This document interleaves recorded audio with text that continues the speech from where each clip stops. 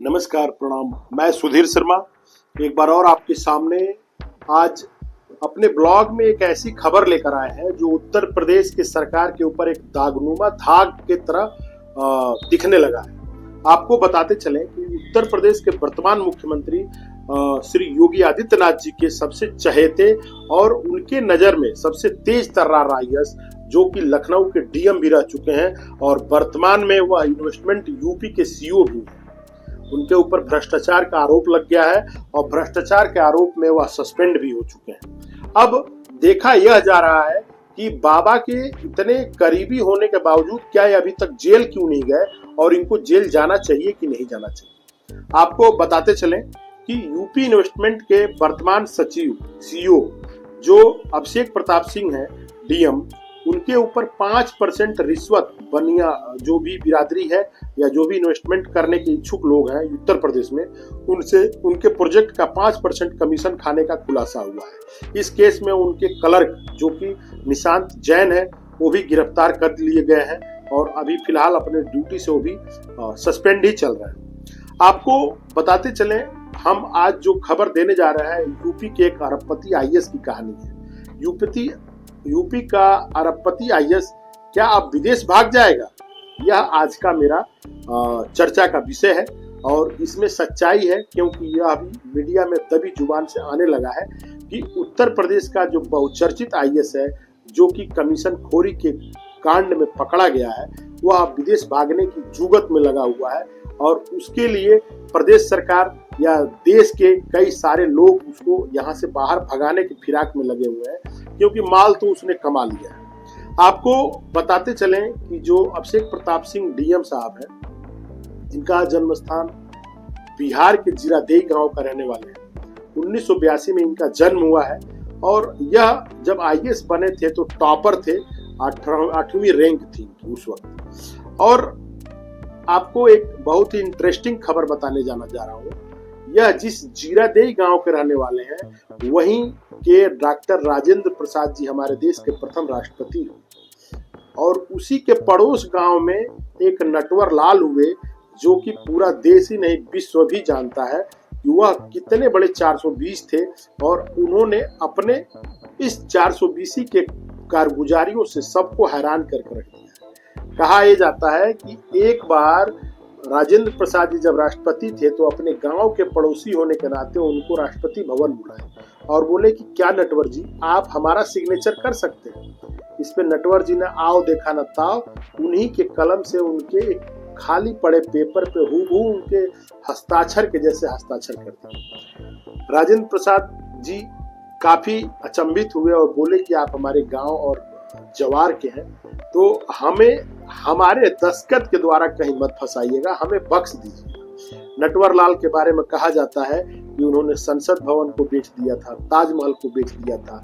और यहाँ तक कि जो दिल्ली का लाल किला है उसको भी उन्होंने बेच दिया था। पुलिस के गिरफ्तारी में कभी नहीं आए। एक बार पुलिस उनको पकड़ ली थी लेकिन पुलिस को चकमा देकर रेलवे स्टेशन से वह शौच के बहाने से भगे कि फिर पुलिस को क्या दुनिया को नजर नहीं आए। घटना कोर्ट के समक्ष थी, कोर्ट उनको वारंट पे वारंट जारी करता रहा और लेकिन वह नटवर लाल नहीं आए। जब इस घटना को रजिस्टर्ड हुए 120 साल हो गया, यानी कि नटवर लाल की उम्र 120 साल जब दिखने लगी तो कोर्ट के कुछ लोग आपस में बात करने लगे कि अब तो ये मर कहीं खप गया होगा, इस केस को बंद कर दिया जाए और सर्वसम्मति से राष्ट्रपति के आदेश से इस केस को बंद कर दिया गया।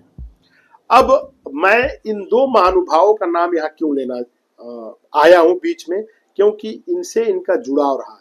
जो अभिषेक प्रताप सिंह जो आईएएस अधिकारी हैं और जीरादेई के रहने वाले हैं, लेकिन उसमें बाबू जो राजेंद्र बाबू जी थे उनका आत्मा ना घुस के उनके अंदर नटवर लाल का आत्मा घुस गया और इतना हाई प्रोफाइल नौकरी होने के बाद और प्रदेश में इतना रसूख होने के बाद भी इन्होंने रिश्वत में हाथ डाला और इनका कैरियर खत्म हो गया और अब जेल जाएंगे या विदेश भागेंगे, इसी को लेकर आज हम बात कर रहे हैं। आपको बताते चले कि अभिषेक प्रताप सिंह 5 जगहों पे आईएएस रहे हैं।